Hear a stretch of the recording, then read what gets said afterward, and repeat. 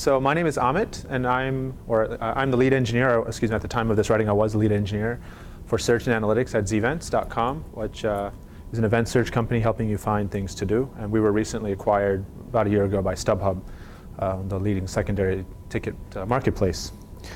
So since I have the great pleasure of presenting right before lunch, so I'm the barrier between you and great food out there, I figured I'll take the next 3 hours or so to talk more about how Zvents and Solr have been used for the last 6 years. I got 300 slides. You'll be starving at the end of it. So a little bit about me. I'm a Virginia Tech grad. I'm from the East Coast. I graduated, moved up to DC, worked at Northrop Grumman, moved out west 2008 for Zvents, and then we got acquired by Stubhub, and that's that. So a little bit about my street cred. Like I said, I joined in August 2008. I was a junior search engineer. I didn't know diddly about Solr and Lucene. Sitting there like, Lucene, isn't that a one edit distance from that Safeway brand milk? I worked on some small features, worked on some ranking algorithm changes for a hot tickets feature on our site, playing with Solr configurations. Later on, worked on larger initiatives, rewriting our Federated Search component, I think 2 or 3 times in the process. And then about 6 months ago, moved our search up to Solr 4 and kind of redid the development deployment procedures around that. Some of my contributions to the community, authoring a few articles and blog posts on Lucid Imagination, most notably how to run Solr in Eclipse for debugging. I got pissed recently at the length of Solr URLs, that they go like 10 times off my URL screen. So I wrote a little Chrome extension to make editing those URLs a little easier, especially when you start having a lot of filter queries, facet parameters, and any other extensions. So the presentation I'm going to talk about is more of an application level discussion about, first of all, about Zvents. Secondly, why are we using Solr? Some details about search at Zvents. A little discussion about Federated Search, which is an interesting, at the time this was built, a fairly novel thing, and it still is a very interesting topic. Some integration with external data stores. I know big data integration with Lucene and Solr is a very hot topic, and we have a slightly different twist on that. Lastly, second to last, development and deployment. I know that as much as you want to focus on ranking and relevancy, having a clean, compact, easily deployable solution to your production cluster is very important. And lastly, operation and performance details. So Zvents.com is a platform. Basically, it's a website or a media network of websites helping you find things to do. We have a front-facing website at Zvents.com. We have media partners with mostly local newspapers. So in San Francisco, the San Francisco Chronicle. We have a Facebook app, a mobile app, email newsletter. We have integration with Bing.com, so you can go look for events in San Francisco or San Diego. There's a section of MSN that's powered by Zvents. We have widgets on home pages of these local newspapers, and a blog embeddable as well. So as I mentioned, the company's been around since 2005. Content is sourced from a variety of places, end users like us, content editors at local newspapers, internal content editors, external content editors, so employees of Zvents and employees of newspapers, and feeds. And that's about it. And we power the events guide sections of hundreds of newspapers around the nation. So our stack is including but not limited to, we're Rails on the front end, Solr on the back end. This is maybe not as well known. We built and open sourced and then later spun off Hypertable, which is an open source C++ implementation of Google's Bigtable. We also use MongoDB for some denormalized storage of our data, and of course our system of records, MySQL. So why Solr? And I think you probably have seen this type of stuff all throughout the conference. Flexible, powerful, customizable. It has a RESTful query API. The scaling is pretty straightforward. I mean, either use Solr Cloud or master slave is fairly straightforward. Given the examples out there, it's really, really easy to get going. Very strong and active community. This is a huge, huge thing. I mean, when you have questions and you're stuck, you can post a question on the mailing list. You'll get 10 different great responses, and you can pick one of those 10 or multiple of those 10 and get an answer. I've been stuck numerous times. I post a question on the mailing list, and someone will be like, and I'll explain a little bit about this later, some esoteric feature you never saw documented, but it solves your problem. So our setup at a quick glance, we have a dual master setup. We front face everything with a load balancer, a Citrix NetScaler. So we can then do a dual master setup. with a VIP in front, so we can have highly available masters. So we can pull one down for indexing and vice versa. We then have 10 slaves. That's our query nodes. And the masters don't get hit very often in very special circumstances. We're running 4.x, and where x can be one of the minor versions, 1, 2, 3. We have 6 cores. We have one for, so I'll talk about this a little bit. We have events, we have venues, we have movies, artists, sponsored events, which is a subset of events for paid customers. And then we have a 6th core for our federated. It's more of just a way to get access to the other 5. Now, within those cores, though, we do have multiple document types. For example, in the venues core, which is all of our venue data, we have restaurants and non-restaurants, basically. And movies, we have currently playing movies, which we call showtimes, and then non-playing movies, which we call films, for lack of a better term. And we recently introduced in our artists core, we took the event-artist relationship and flipped it on its head a little bit. So we have event-artist, kind of a tuple. Those are currently playing artists, like in your local. If Madonna's coming to San Diego, that would be a document, and Madonna as an entity itself. And that was for support of an app that we recently launched at Stubhub. So some of the search challenges, unlike traditional Google search, we have very broad terms. Intent is difficult to measure. I mean, you look at some of the top query terms that we have. Ignore the counts for a second. That's just a sample. But basically, you can imagine fairs and festivals. A very broad term. San Francisco events today. Okay, nothing like where you have very, very specific intent. One thing that's unique is we allow you to specify no what term, no query text, which is effectively turns Solr into a slight kind of a recommendations engine, actually. So the question is, well, how do you surface the most relevant things to do? As I mentioned earlier, some of the document design notes in this process, we denormalize. We're heavy believers in denormalizing. For movies, we index every unique showtime with the primary key is a triple of the theater ID, the movie ID, and its time. We also index every occurrence of an event, and then we now in Solr 4 use the grouping component to collapse those so that we don't show visual duplicates. And a good example is, Wicked, the play, will come to town and there'll be like 10 showings. We don't want to flood the first 10 results of the first page with Wicked. That just provides you no meaningful information beyond the second result. So our request flow is as follows. Our front end, which we call, you can imagine our Rails app or API or something along those lines, basically submits a search request. The search request is a modified Solr API, and I'll go into those in a minute. We have a filter, a servlet filter in Jetty that intercepts all the requests and determines one of two things. It either says this is a single core search, in which case you just route to the core in Solr itself and return the results.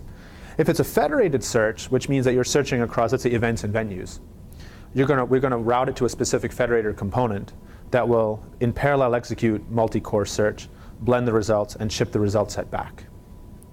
And I'll talk about that later on as well. So our search service API is basically a Solr API. I mean, we had a lot of customizations to make it somewhat more semantically easier for a front end to use. For example, you can specify lat, long, and radius in our API, as opposed to having to specify the somewhat not as intuitive spatial query with the geodist and the underscore dist or whatever the various pseudo fields are that you want to specify. We specify distance in miles on our front end from the user coming in. Obviously, Solr's in kilometers, so we do a little translation there. And we execute federated searches using a thread pool on the back end, and then we blend it together. So here's an example of a sample Zvents query that our Rails application would potentially issue to our search service. You can see cut some parameters that you would never encounter, like what's this trim parameter? Trimming means basically collapsing. Either set it to true or false. We configure on a per core basis in the Solr config what the collapsible fields are. You'll notice, so one thing I kind of mentioned briefly, we support the notion of paid listing. So Google has very special sections of the site that's devoted to paid content. We similarly at Zvents have paid content that as an event promoter you can say, I want to pay for my event to show up in these special slots. That's in a separate index.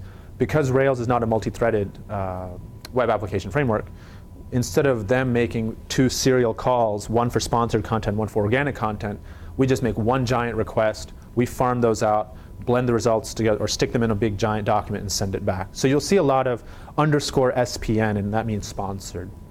So you can control the pagination of a sponsored search versus organic search in one query. So it leads to a little bit of an ugly syntax, but it allows for one specification. We also support what I call category-specific query parameters. So with this, again, because we have a very flat URL, we have to kind of put some special markers like colon separated. And if there's any questions, just holler at me as I go through. So a sample response, again, it's a modified Solr response. And this is a Ruby example. We have an organic section and a sponsored section, each with a response with documents and facets and all the other kind of normal goodness that you would expect with Solr. The cool thing is this is all done with query components in the process phase, where you can take all these things and kind of just twist it around and do whatever you want to do with it, but using all the named lists. So as I mentioned, now one of the coolest things we did at Zvents was this federated search. And federated search basically allows you to blend together content of different cores. And one of the challenges we run into is, well, how do you blend together scores from the event core and the venue core when they have different scoring metrics altogether? I mean, it's a trick. So what we basically do first is, as you would expect, we execute multiple concurrent searches. We get the results back. As I mentioned, the raw scores themselves are meaningless. Now, you can normalize them between a 0 to 1 scale by just dividing by, you can divide by the max or something like that to just get strictly within the 0 to 1 scale. But that unfortunately throws away distribution information. You want to know, you would obviously then get all of your cores, the number one result have a score of 1, and that's not really useful. So what our metric of choice was the z-score, which is basically you take the document score minus the sample, the average of the scores, divided by the standard deviation. So that basically tells you how good that particular result is relative to its peers. And now you can blend those together, because you could say, well, if an event has a z-score of 10 and the first movie has a z-score of, say, 2, then, well, the event is probably a little bit more useful than the movie based on the metrics that we've set. So now the trick is, well, how do you get things like the average out of this? I mean, you're running through the score. You can't return all of them back to the front end. You're going to kill your performance. But Lucene, obviously does score every document. Therefore, theoretically, you should be able to have access to every score. I could hack my own score and collector together. So again, this is where the mailing list came in. I asked this on the mailing list, and someone said, well, you could use a PostFilter. It has this thing with a delegate collector and a delegate scorer. I said, huh. And they sent a link to, I think, Yannick's article about advanced filter caching and all that kind of stuff. And I said, oh, well, that looks kind of interesting. I took a little bit digging through the docs and found out that, yeah, you basically can provide your own delegate collector and hence a delegate scorer, which now means that I can have access to every single document that comes flowing through the scoring system. So sweet. Now I'm at the lowest level of Lucene without having to hack the source at all, which is even better. And we basically put in a delegate collector, the delegate score that basically just increments your traditional, the number of documents, the sum of the scores, the sum squared of the scores, such that at the very end of this, I can compute an average, variance, and standard deviation. So what this basically means, and I have a longer presentation about this, but I have a blog article I'll point you later on. But basically, what this means is, now, as part of the result set, we can return some simple score statistics about the result set that you have. And there's no performance penalty in this, because we're just literally, it's just a method call down. We're saying, collect super.score, collect the score, add some, do some basic arithmetic, and then just delegate on down. So now, what this means is now on a per core basis, when the federator executes the searches, they're going to get back a little named list snippet of the score statistics, which now you can use to compute for the, let's say, the top 10 in each core, this normal score and blend it together. So cool. So now what this means is we have a little bit of victory. We implement our federated search. We can do this by not having to kill our performance or by hacking the source. And now we can produce a normal score based on the statistics of the document set per core. And now we can blend it together. And of course, the blending algorithm itself is its own mix of weights and decays and other functions to say, okay, how important is an event relative to a venue? How important is a venue relative to an artist, and all of this other kind of. But it's basically a combination of scores that you use to produce a federated score that in of itself is a ranking function that you would optimize. So it's like another level of ranking function. So now the other part that we've also been working on is, so one thing I didn't mention, I should also, let me preface this. We're not a real-time search. We do not have real-time search. We do not implement near real-time, and there's a couple of reasons for this. One is just it was an architectural design that we made way back when. Events inherently, I mean, if you kind of think about it, I mean, people are going to post an event, and I think I did this number, 60 days out. If it doesn't show up for a couple of hours, it doesn't hurt anyone's head. We get around some tricks. So I mentioned with our master-slave setup, if you're an end user and you post an event, we will pin your session to the master because it will have that event in its index within a few minutes. But it won't propagate out to the slaves for another hour.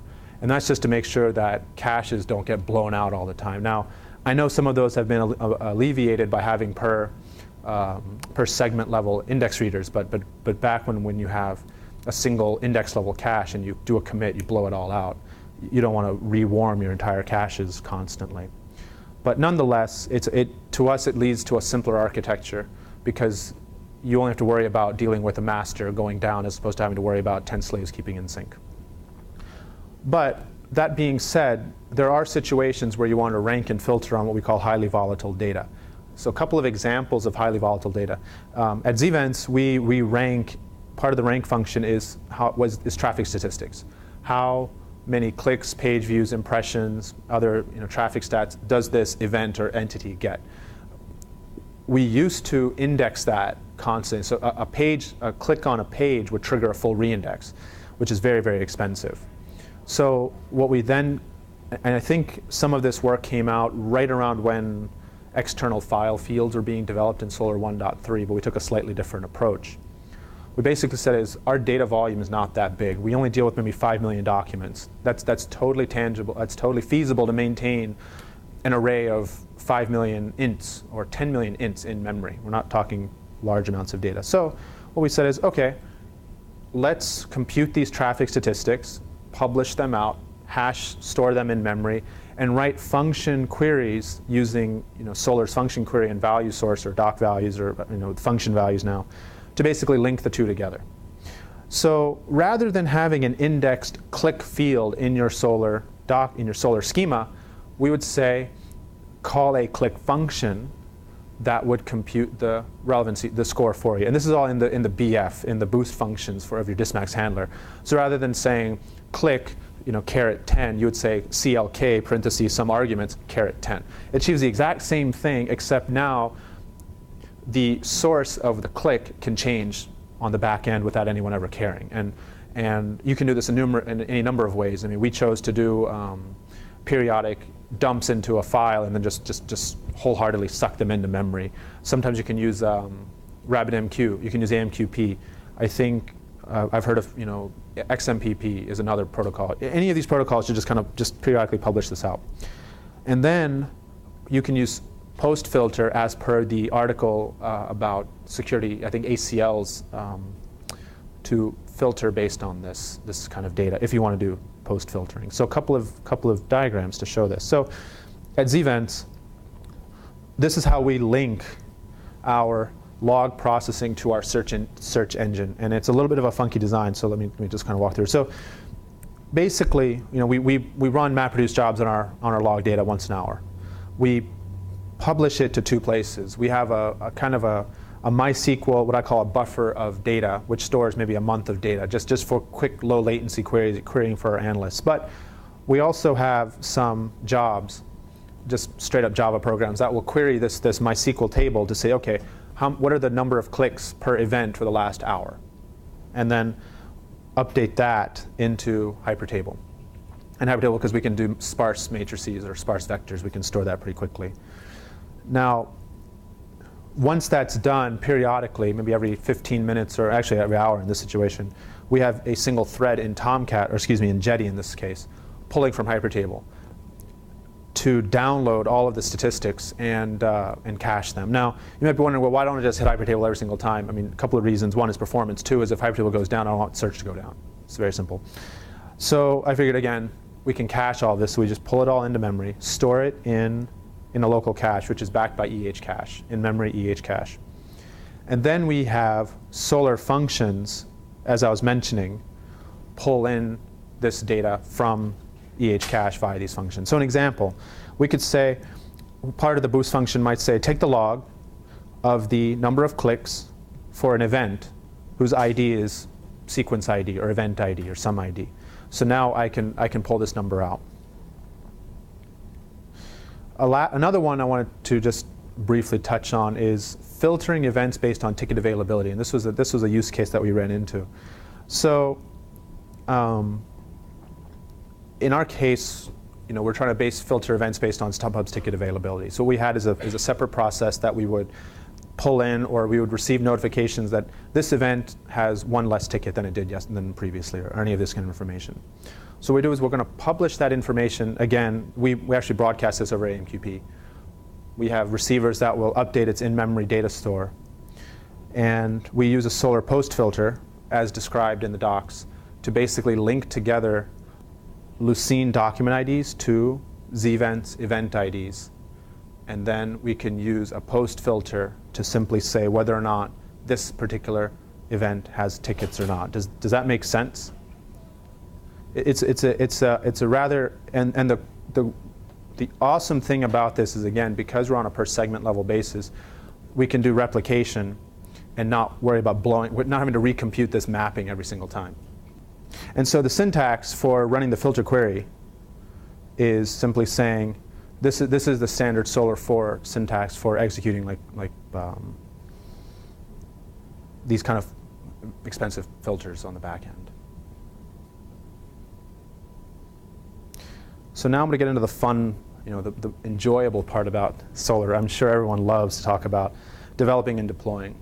And the reason why I wanted to talk a little bit about this is I feel like this part of the world doesn't get a lot of love. But I mean, my background is I'm an engineer, but I have a lot of sensitivities towards this aspect of the world. So our production environment, we run Java 1.7. We have quad-core 2.8 gig VMs with 10 gig of RAM, 8 of which is dedicated to the JVM. We moved about 8 months ago to using pure VMs, pure virtual machines, as opposed to hardware. And as I mentioned, so the cool thing about this is, we can just throw more VMs, eventually let them replicate, just throw them into the cluster. As I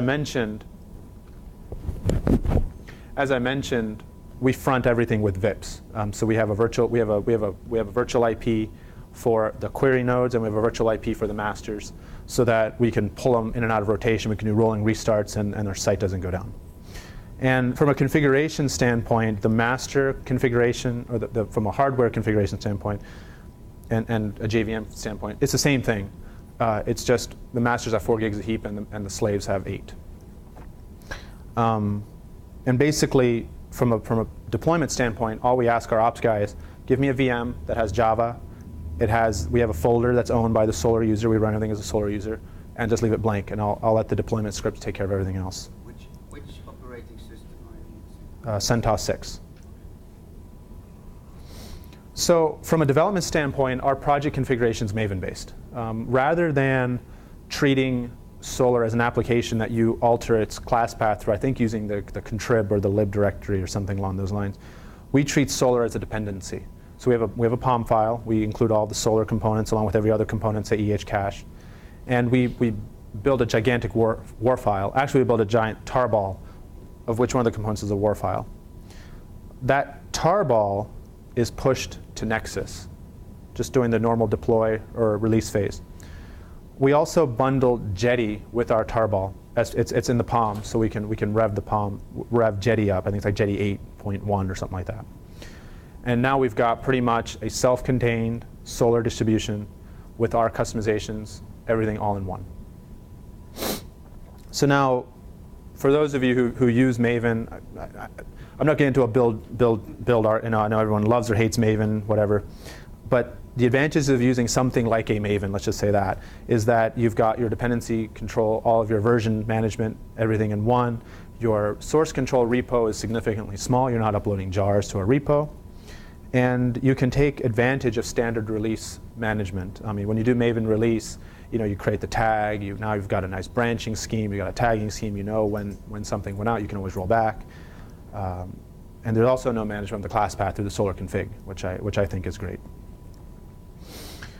So now the last part of this is deploying it. So how do we deploy it? Are any of you familiar with Capistrano? Have any of you used Capistrano before?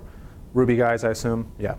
So as I mentioned, we're a Rails shop, so we use Capistrano for deploying our Rails app to production. But you can use Capistrano to do anything because it's just a framework for doing distributed SSH. Basically, it's just SSH, passwordless SSH across a cluster and run commands. And one of the additions that we built is and I'm going to try and see if I can get this open source, is a hook from Capistrano to Nexus. So for those of you who have used Capistrano, or haven't used Capistrano rather, the typical way to deploy a Rails app is you do a git clone or SVN export from Git onto a production server and then do a build there, because Rails has its quirks with regards to gems. But from a Java standpoint, we would pre-build everything and upload a fully built package tarball to some place. So we don't need to pull from Git, so instead we pull from Nexus. We basically pull a tarball from Nexus to a directory, untar the thing, the symlinks, there's a symlink that's created, let the symlink point, and then just reboot Jetty. So now our development deployment scenario is basically, if we're doing staging deploys, we would say Maven deploy, that bundles everything, pushes up to Nexus. And then we might say something like, in Capistrano, we'll say release is 2.10 snapshot, standard. We would say cap staging, which is a recipe for what staging server to deploy, or to deploy to a staging server, and we just deploy.